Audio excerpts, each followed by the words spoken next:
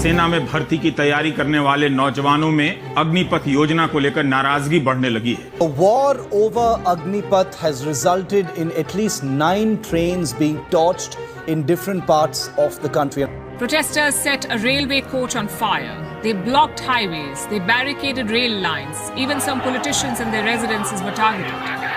ये अग्निवीर की नौकरी सिर्फ 4 सालों के लिए ही है। इन 4 सालों के खत्म होने के बाद सरकार आपको एक सर्टिफिकेट देगी, ये पैसा देगी और बोलेगी जाओ अब अपने लिए कोई और नौकरी ढूंढ लो। एटलीस्ट 75% अग्निवीर के साथ तो यही होगा। सरकार ने प्रॉमिस किया है कि वो जनता को नौकरी देगी, एम्प्लॉयमेंट जनरेशन होगी यहां पर, लेकिन असलियत यही है कि 75% अग्निवीर को सिर्फ 4 साल की नौकरी मिली है। उसके बाद वो फिर अनएम्प्लॉयड हो जाएंगे, उन्हें खुद से अपनी कोई नई नौकरी ढूंढनी पड़ेगी। यहां पर कोई जॉब सिक्योरिटी नहीं है, ना ही कोई पेंशन है। और एग्जैक्टली यही मेन कारण है दोस्तों कि देश का यूथ क्यों सड़कों पर आ गया है अग्निपथ स्कीम के अगेंस्ट प्रोटेस्ट करने के लिए। 4 साल खत्म होने के बाद अग्निवीर को एक्चुअली में ज्यादा मुश्किल होगी एक रेगुलर कॉलेज में एडमिशन लेते वक्त, क्योंकि वो 12th पास 18 साल के लोगों से कंपीट कर रहे होंगे। अगर आप डेटा देखेंगे तो प्राइवेट सेक्टर जॉब में जो एवरेज सैलरीज हैं वो करीब 5.5 लाख रुपए देती है, जबकि एवरेज गवर्नमेंट सैलरी 2.5 लाख। पर इश्यू ये है कि इंडिया के मोस्ट लोगों को ऐसी प्राइवेट नौकरियां मिलती नहीं है।